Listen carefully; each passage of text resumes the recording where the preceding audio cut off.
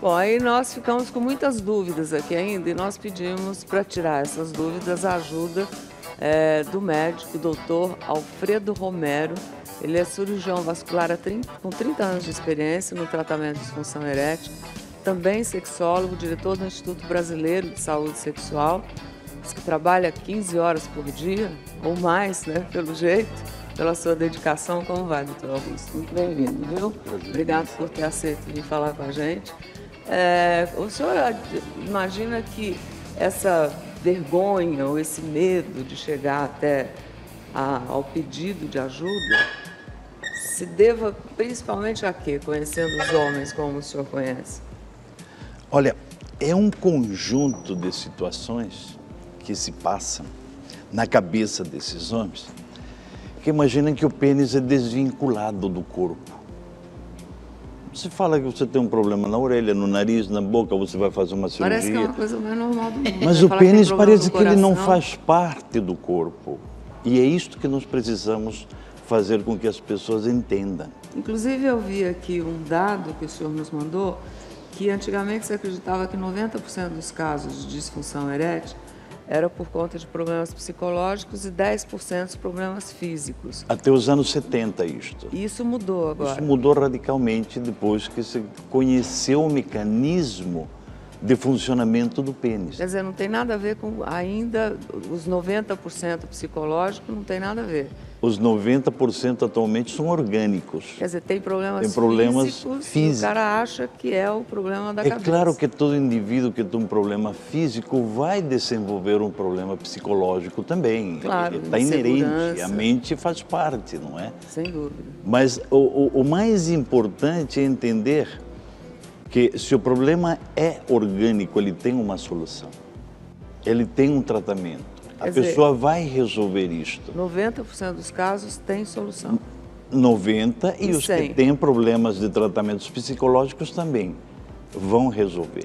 Veja, as estatísticas atualmente dizem que 98%, 99% dos pacientes resolvem, por exemplo, quando colocam um implante.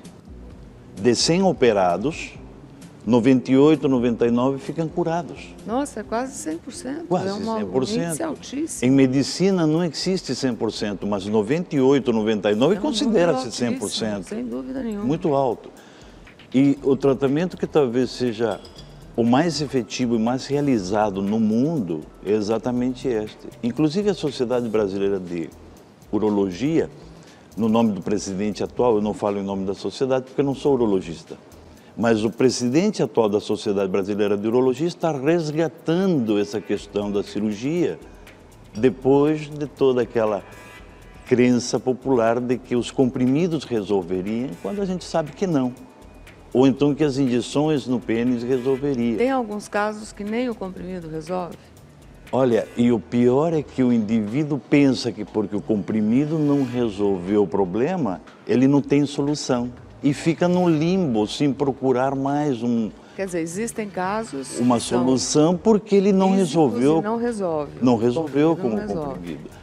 Considera-se que falha até 30% ou 40% comprimido em disfunções sexuais leves e moderadas. Que tipo de problema mais frequente o homem brasileiro hoje tem?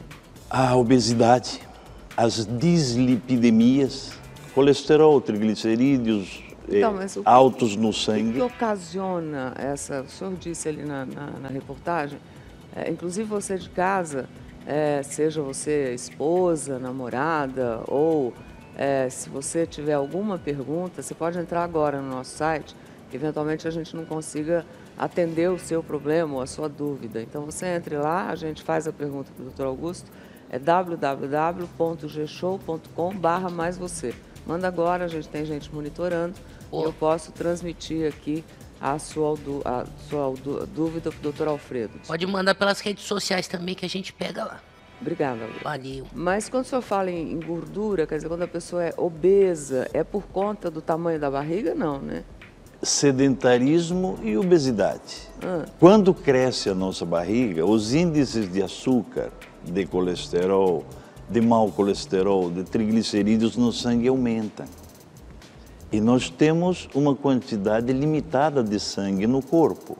Esse sangue vai para o cabelo, vai para o pé e vai para o pênis. E ele, com estas gorduras, vai destruindo os tecidos cavernosos do pênis, o que leva à disfunção erétil. Então, um dos grandes fatores da impotência sexual que seja maior no Brasil do que no resto do mundo é exatamente o nosso tipo de alimentação e sedentarismo. Não fazemos exercício físico e comemos demais. E caso, por exemplo, uma pessoa obesa, não estamos falando de gente gorda, estamos falando de gente obesa, que tenha esse problema por conta da obesidade, se fizer um regime, se entrar em atividade física e tudo mais, é capaz de recuperar os corpos cavernosos do pênis? Se a disfunção erétil for leve ou moderada, a chance em 6 meses esse indivíduo perdendo peso, fazendo exercício e se alimentando corretamente, volte a ter a sua função sexual restabelecida. Bom, esse é um deles. O outro seria a arteriosclerose, que também é em função do envelhecimento do corpo. A diabetes, por exemplo, ela provoca o endurecimento das artérias, a falta de sangue nos nervos e a falta de ligação entre o cérebro e o pênis e o cérebro. E aí há uma disfunção erétil. Entre 3 a 5 anos do aparecimento do diabetes, o indivíduo vai ter uma disfunção erétil já estabelecida. E aí, não, mesmo se tratando da diabetes e tudo mais, essa afirmação do senhor é real? É real, ele vai ter a disfunção erétil. E aí é só a prótese? Nos casos dos diabéticos que não conseguem reverter esses índices de açúcar altos, aí só a condição da prótese consegue resolver. Agora, tem problemas físicos também. Alguém me disse que o senhor tem uns ossinhos que está aqui. É interessante. Vem aqui para mim. É muito interessante porque... Pode, claro. O doutor Alfredo trouxe aqui... Repara. Eu falei, não entendi como é que pode ter, em alguns casos, uns ossinhos na região cavernosa, é isso? Isto é, permita-me, uma doença de Peyronie, Ana Maria. Isso aqui foi retirado... Vou mostrar para a câmera. Retirado do pênis de um paciente. Isto é a doença de Peyronie. O que quer dizer isso? É um endurecimento das estruturas do pênis que tendem a fibrosar, que tendem a calcificar e acabam provocando. Mas se o senhor mostrar aqui para mim onde fica para a gente poder entender lá em casa, se o senhor puder ficar desse lado para a câmera poder chegar? Veja, o pênis é esta estrutura. O corpo cavernoso são estas estruturas em azul aqui. Internamente. Que é onde o sangue circula, enche os corpos cavernosos. São 2 corpos. São 2 corpos cavernosos. Um de um lado e um de outro. Um direito e um esquerdo. Quando eles se enchem de sangue, então vai haver a dureza, a rigidez do pênis que permite a capacidade de penetração, por causa do sangue e das próprias estruturas do pênis. Então, quando estes tecidos ficam endurecidos, acontece a calcificação do tecido cavernoso e o não funcionamento desse tecido Quer dizer, cavernoso. E tirando então a calcificação, você volta a ter uma irrigação normal. Que faz o tecido expandir. O osso não expande. Entendi. Ele faz curvar o pênis, Como é faz que chama entortar. esse... Doença de Peyronie. Peyronie, alguém que descobriu É o François de la Peyronie que descobriu essa doença. Então, é assim que funciona. Entendi. Agora, a gente tem algumas próteses que eu me lembro da primeira vez que eu falei desse assunto na televisão, há bastante tempo, elas eram similares a essas que o senhor trouxe aqui. Né? Quer dizer, como a própria Nádia disse na matéria, não houve um grande avanço, a não ser no formato e no jeito Veja, as mais antigas são estes modelos. Que são fixos. 2 modelos. São modelos maleáveis, flexíveis, semirrígidos. Veja, isto é tão maleável quanto isto. Ou seja, na posição de descanso, o implante ele fica um terço para dentro e 2/3 para fora, ocupando esses espaços do corpo cavernoso. Internamente. Internamente. E aí, no momento... Quando o indivíduo quer ter atividade sexual, ele tira da roupa, tira seu pênis e ele está pronto para a capacidade de penetração. Tira da roupa como, doutor? Que eu não entendi. É na hora que tira da cueca, que tira a roupa, tira a então roupa. ele está assim. Entendi. Então ele vai fazer isto e a prótese estará em condição de penetração. Quer dizer, existem Elas são vários duas, formatos. Ana Maria. Elas trabalham aos pares, porque são 2 corpos cavernosos. Entendi. Então, são vários modelos, vamos dizer assim. São vários modelos. Que determinam o quê?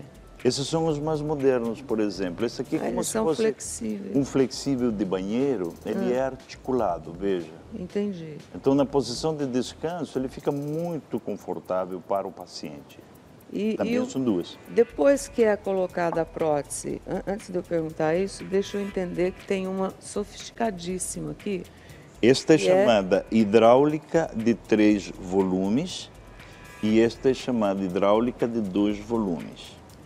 É uma hidráulica. Hidráulica. Por que chama-se hidráulica? Porque há um fluido neste reservatório que contém esse líquido e que fica por trás dos ossos do púbis, escondido entre... Isso fica dentro do corpo, Tá. Um espaço entre a bexiga e os ossos do púbis. Os cilindros para conter esse fluido quando é bombeado para cá e essa bomba que fica dentro do saco escrotal. Então... Quando a pessoa vai querer acionar... Deixa eu só tirar. É só apertar assim. Apertar assim. Juntar, exato. Aí o fluido vem daqui... Volta para lá o fluido. Volta. Apertando aqui, ele... apertando enche. Aqui, ele enche. Ele enche e vai ficar rígido. Tá. E aí, para tirar a rigidez... Aperta-se aqui e o fluido volta para dentro do reservatório aqui, amolecendo o pênis. Entendi. Quer dizer, ele é que determina o momento que ele quer e depois fica normal. Ou a esposa, não é? E fisicamente, por fora, não se vê nada. Não se vê nada. Apenas a genitália como ela é naturalmente. E como é que fica a cabeça desses homens que colocam... Vamos sentar, doutora? Vamos. Que colocam um implante como esse. Quer dizer, quando chega lá no seu consultório, o senhor fala, olha, eu acho que no seu caso... Quantos % dos casos que chegam no seu consultório que são recomendados um implante? Depende do que provocou a procura do paciente. No caso dos diabéticos, por exemplo, quando eles chegam a procurar um especialista, eles já tomaram a maior parte dos comprimidos que tem no mercado e já não faz efeito nenhum. Eles já usaram muitas vezes drogas injetáveis no pênis que também favorecem uma ereção e que também não faz mais efeito. Ou então, por aquele incômodo de estar picando antes da relação sexual, o paciente acaba desistindo. Esses pacientes, quando chegam ao serviço, praticamente a condição é de colocação de um implante. Entendi. É claro que faz uma série de exames. Bem? Quer dizer, como é que é depois do implante? O indivíduo retoma a sua capacidade sexual como era quando tinha 30 ou 40 anos de idade, ou 25 anos de idade. Ele retoma totalmente a sua plenitude sexual. Quer dizer, e muda, né? Ana Maria, a mudança do indivíduo, repara, um indivíduo com uma disfunção erétil, ele tem não só intimamente, como familiarmente e socialmente, no trabalho, na convivência com os amigos, um isolamento total. Quando ele retoma a vida sexual, ajudar, né? E muito.